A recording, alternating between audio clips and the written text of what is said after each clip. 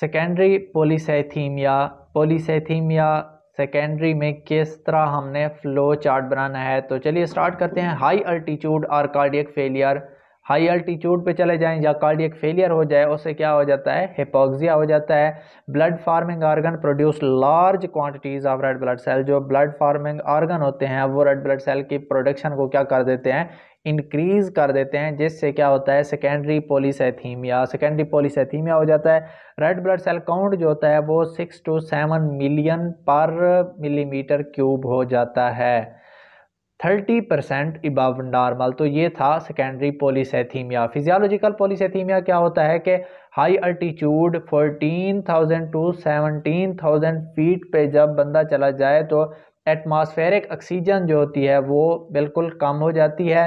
Red blood cell count जो होता है 6 to 7 मिलियन पर मिलीमीटर क्यूब हो जाता है। Allow people to perform high level of continuous work in rarefied atmosphere.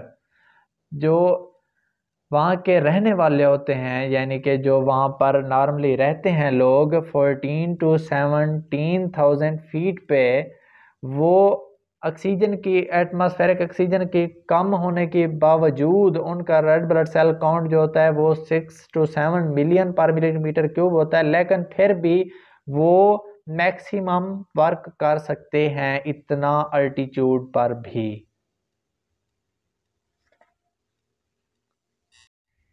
पॉलीसेथीमिया vera एरिथ्रीमिया, इसका फ्लो चार्ट कैसे बनाना है कि red blood cell count increase कर जाता है 7 to 8 मिलियन पर मिलीमीटर क्यूब तक। हेमेटोक्रेट भी इंक्रीज कर जाता है 60 to 70%।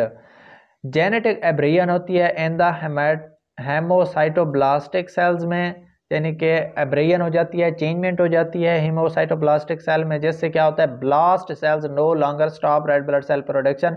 रेड ब्लड सेल की जो प्रोडक्शन है उसको ब्लास्ट सेल स्टॉप नहीं कर रहे होते, यानी कि कंटिन्यूसली प्रोड्यूस कर रहे होते हैं। Excess production of red blood cell, white blood cell and platelet, यानी कि red blood cell, white blood cell और प्लेटलेट की एक्सेस प्रोडक्शन हो रही होती है, जैसा कि ब्रेस्ट कैंसर में हो रही होती है। ब्लड वॉल्यूम इंक्रीज कर जाता है ट्वाइस, यानी कि दुगना हो जाता है। विस्कोसिटी जो है ब्लड की वो भी 10 टाइम्स दैट ऑफ वाटर हो जाती है, जबकि जो नॉर्मल होती है वो 3 times that of the water होती है। अब हम देखते हैं effects of polycythaemia on circulatory system. Circulatory system पे पॉलीसेथीमिया के क्या इफेक्ट पड़ते हैं। Blood viscosity increases, blood viscosity increases, venous return क्या होगा, डिक्रीज होगा। Blood volume increases, venous return क्या होगा, इंक्रीज होगा। इधर से वेनस रिटर्न डिक्रीज हो रहा है और उधर से वेनस रिटर्न इंक्रीज हो रहा है। तो because of neutralising effect cardiac output is about normal, तो कार्डियक आउटपुट जो है वो राउंड अबाउट नॉर्मल रहती है। Atrial pressure is mostly normal, जो जब कार्डियक आउटपुट नॉर्मल है तो जो एट्रियल प्रेशर है वो भी ऑलमोस्ट नॉर्मल होता है। क्वांटिटी ऑफ ब्लड इन सब पेपिलरी प्लेक्सेस क्या कर जाती है, इंक्रीज कर जाती है। सब पेपिलरी प्लेक्सेस में जो क्वांटिटी ऑफ ब्लड है वो क्या कर जाती है, इंक्रीज कर जाती है।